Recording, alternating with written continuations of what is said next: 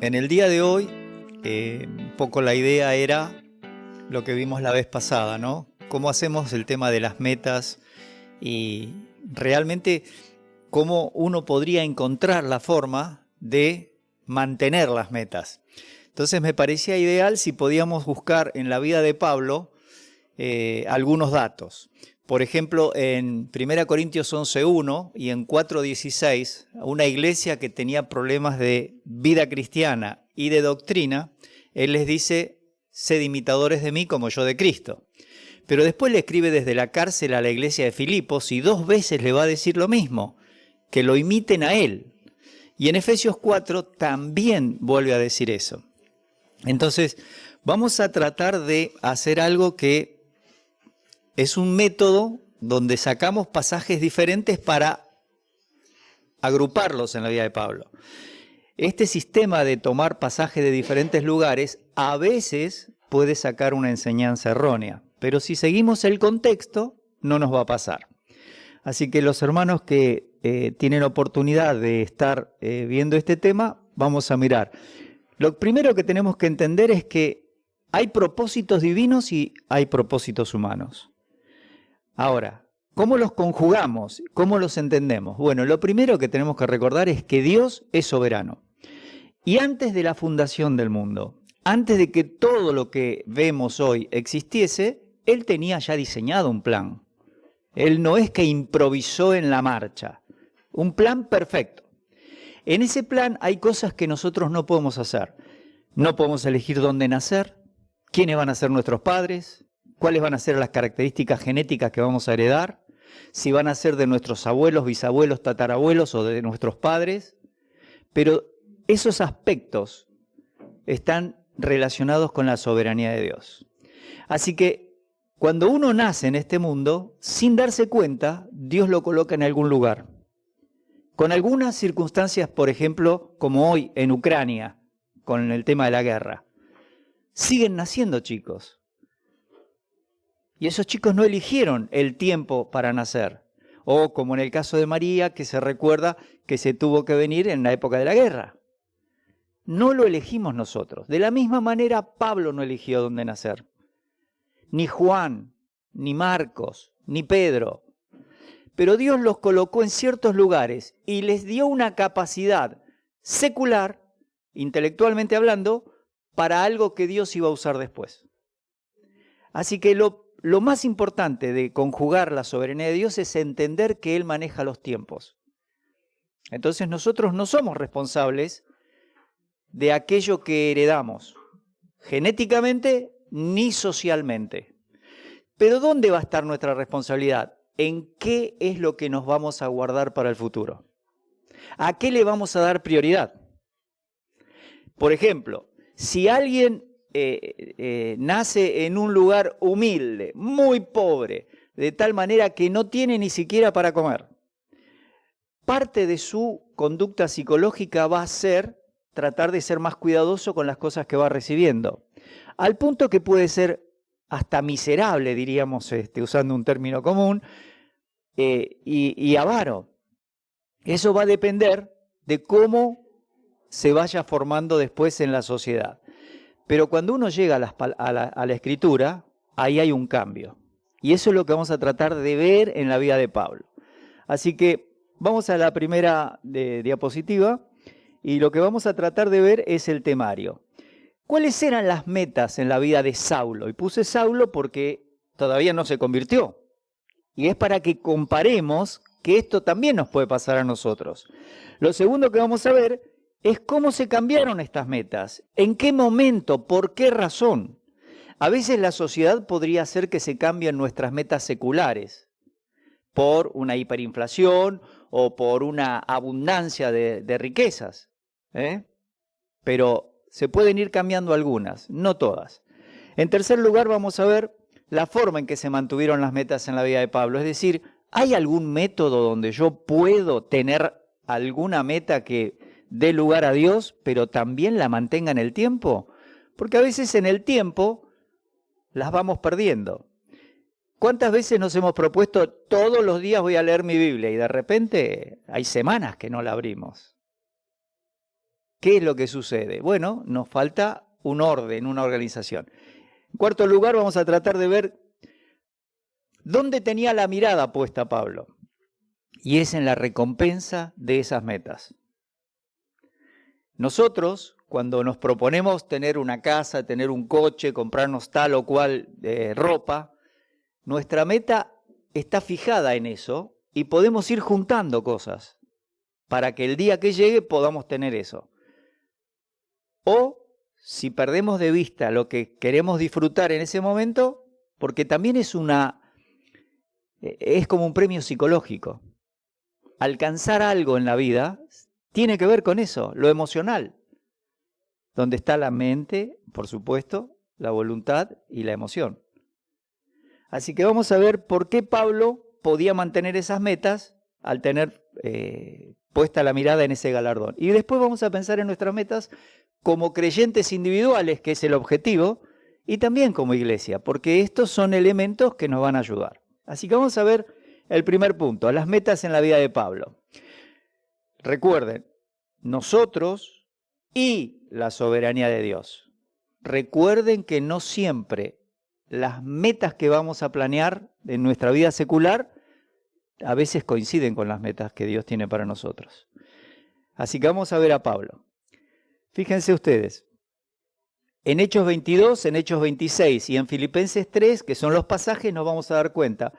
Pablo dice en Hechos 22, 3, celoso de la ley mosaica, perseguidor de los judíos que se convertían a Cristo, y esta frase la tenemos que revisar. Todos nosotros tenemos metas, estén escritas o no.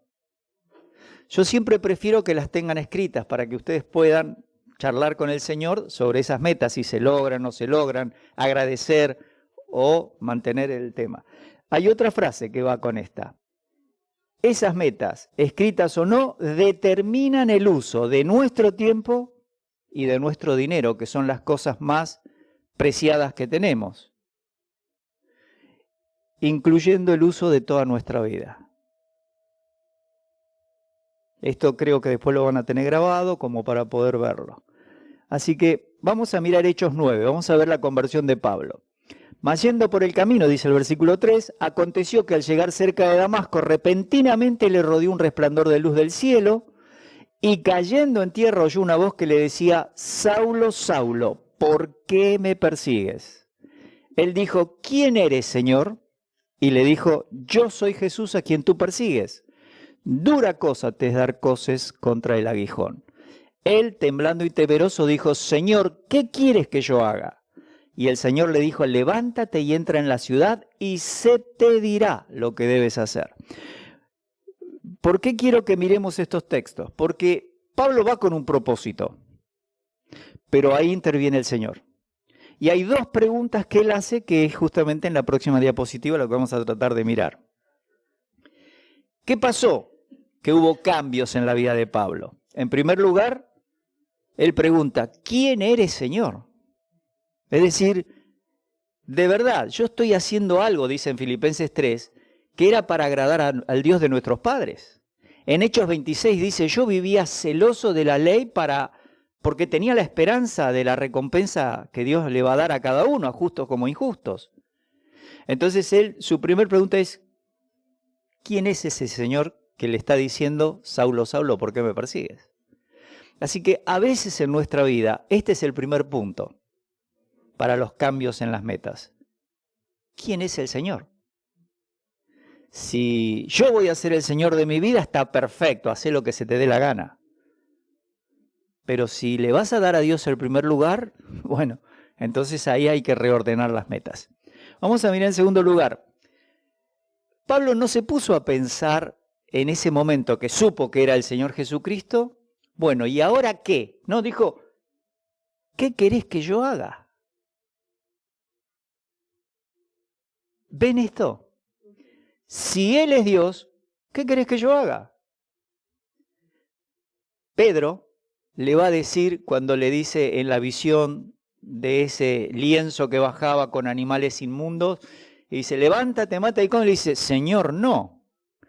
Siempre esta frase, Señor, no, indica algo raro. si es Señor, ¿por qué le digo no? ¿Da? Pero en la mente de Pedro era correcto, porque él pensaba en eso que era inmundo. Ahora, Dios le iba a explicar en esa visión que Dios tenía personas a quienes que eran gentiles, que no eran puras como ellos, pero les tenía que llevar el Evangelio. Y ese va a ser Cornelio, el primero que se convierte en Hechos 11. Vamos a mirar en tercer lugar. Dios, en su soberanía, ya tenía un plan para Pablo. Pero ese plan de Dios era incorporarlo a una iglesia local. No fue que Dios le reveló en ese momento, mira, todo lo que vas a hacer en el futuro y toda la doctrina como para que vos vivas solito. Dijo, ahora va a venir uno que se llama Ananías, al que yo le voy a... Todo eso, Pablo no lo sabía, pero Dios tampoco se lo dijo. Pero con el transcurso de los días, pudo entender. Ayunó como 3 días. Llegó Ananías, le impuso las manos, se bautizó y empezó a juntarse con los hermanos para aprender. Sin embargo, Dios también iba a revelarle cosas. Y ahí hablamos de revelación porque eran cosas que no podía saber el hombre. Hoy no hablamos de revelación porque ya está escrita la revelación. La única tarea que nos toca es estudiarla. Muy bien. Entonces, Pablo cambió de metas cuando se encontró con el Señor. Él dice, mi deber era perseguir a los cristianos. Y mi deber era preservar la doctrina que había aprendido en el Antiguo Testamento. Pero ahora se corrige. Vamos a seguir. Cada persona que recibe a Cristo, con esta frase quiero remarcar eso, tiene que reordenar sus metas. No pueden ser iguales. ¿Por qué? Porque el Señor quiere ser el Señor de tu vida, de la mía. Vamos a mirar algo más. ¿Cómo se mantienen las nuevas metas en la vida de Pablo? Bueno, Pablo va a decir en Filipenses, pero cuantas cosas eran para mí ganancia, las he estimado como pérdida por amor de Cristo. Versículo 8.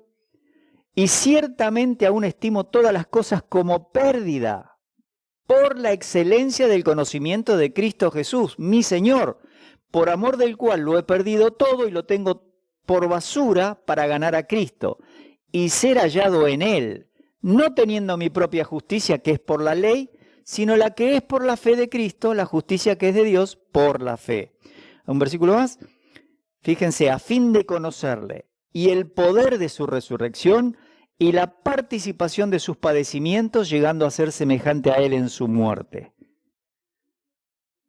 Entonces, ¿cómo se mantienen las metas en la vida, Pablo? Bueno, él sigue diciendo, si en alguna manera llegase a la resurrección de entre los muertos, no que lo haya alcanzado ya ni que ya sea perfecto, completo, maduro, sino que prosigo. Este verbo me parece importante que lo remarquemos. Prosigo para ver si logro hacer aquello para lo cual fui también nacido por Cristo Jesús. Versículo 13. Hermanos, yo mismo no pretendo haberlo ya alcanzado, pero una cosa hago, olvidando ciertamente lo que queda atrás y extendiéndome a lo que está adelante, prosigo a la meta, al premio del supremo llamamiento de Dios en Cristo Jesús.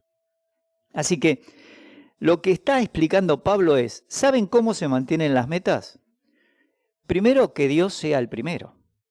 Segundo, aquellas cosas que yo creía que eran ganancia, como no están alineadas en el propósito de Dios para mi vida, las tengo que dejar como basura.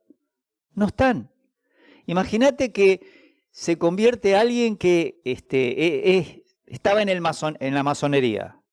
Bueno, él estaba planeando llegar a ser al puesto 32, 33, 34 en la masonería y de repente se encuentra con la palabra de Dios, entiende que Cristo es el Salvador, que es Dios, recibe a Cristo como Salvador, ya no tiene ese objetivo. Pablo quería ser un fariseo celoso a tal punto de importante que él había estudiado con Gamaliel, así que uno piensa, ¿no? Su anhelo sería ser como Gamaliel, venerado entre los judíos. Él estaba en el Sanedrín. Sin embargo, se convierte y ahora no está en ese lugar. Ahora va para ser un siervo de Jesucristo. Bueno, esto es algo que él dice, yo prosigo.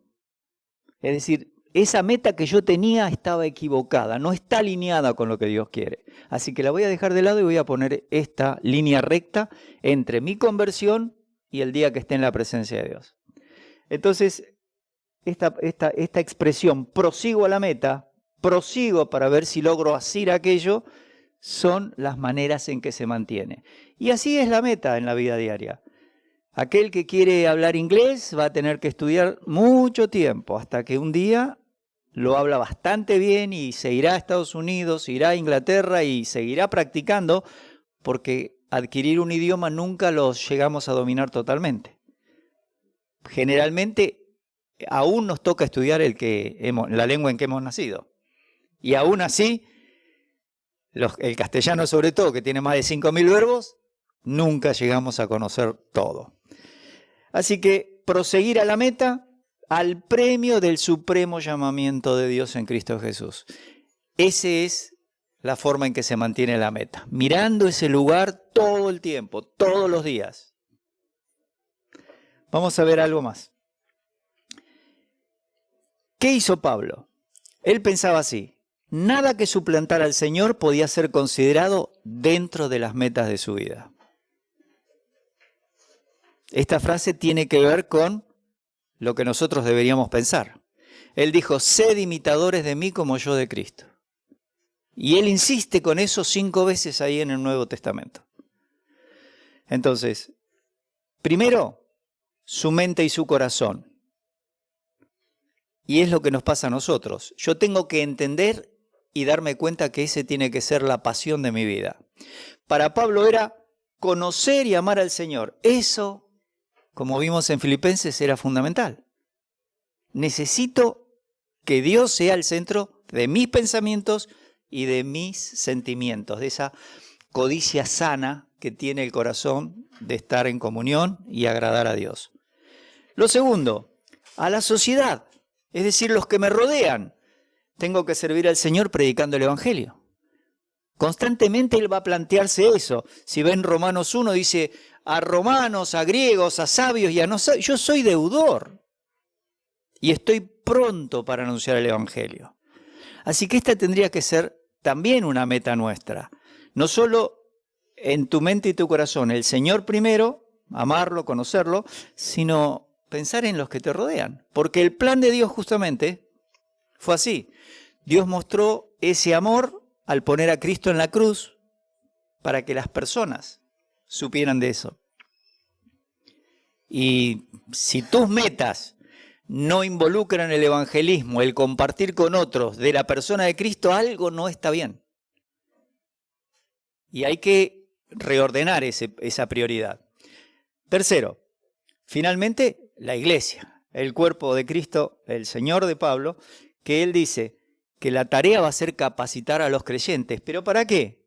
Hasta que esos creyentes a los que les escribía, a los que se preocupaba, dice, todos los días tengo un peso por las iglesias, por las personas que todavía no vieron mi rostro, pero que tengo que estar, o a los colosenses, que decía, sufro para que Cristo sea formado en ustedes.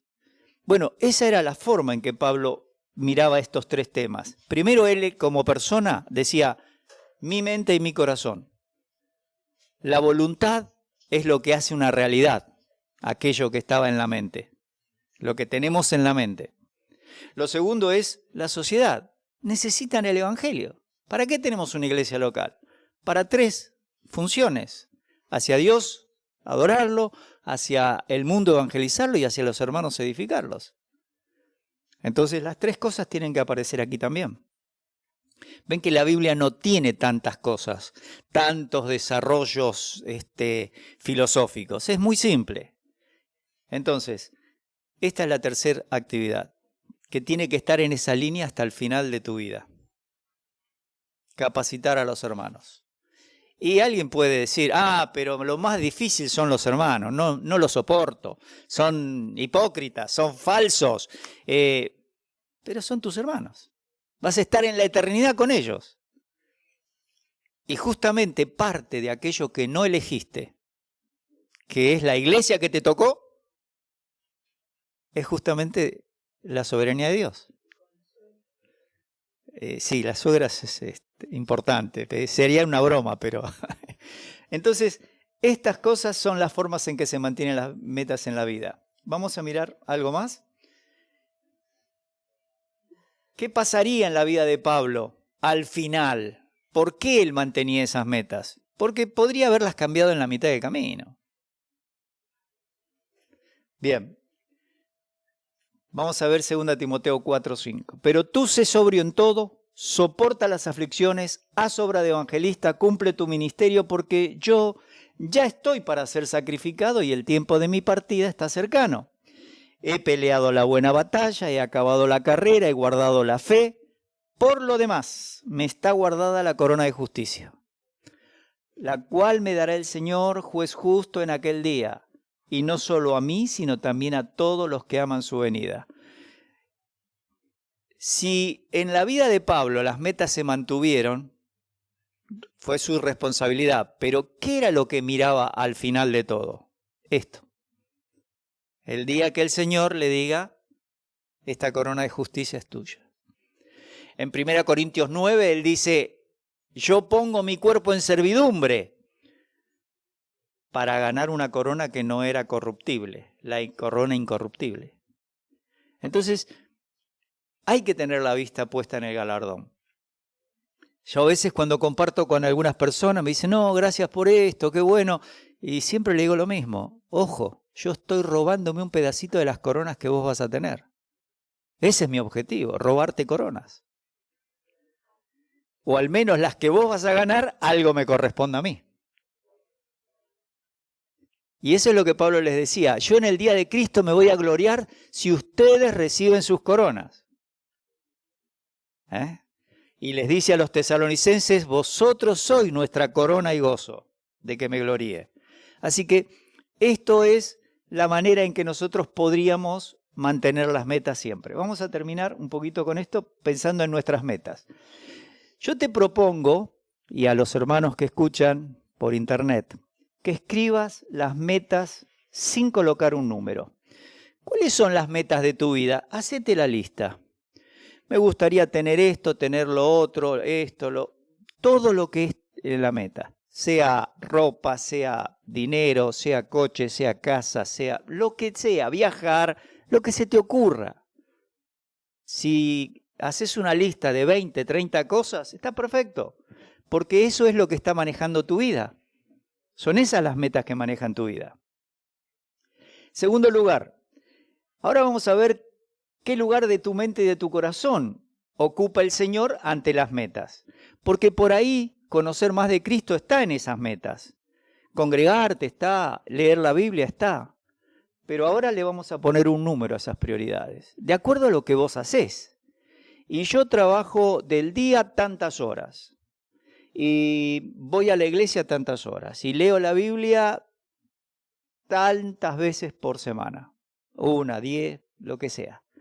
Bueno, ese número te va a mostrar, cuando lo pones, qué lugar está ocupando en tu vida diaria. En tercer lugar, llevar el Evangelio. ¿Está dentro de esas metas? Hablarle de Cristo a otros, ¿está dentro de esas metas? Porque eso puede ser que te muestre cómo Pablo mantenía sus metas y cómo vos mantenés las tuyas. En cuarto lugar, discipular y edificar a los hermanos.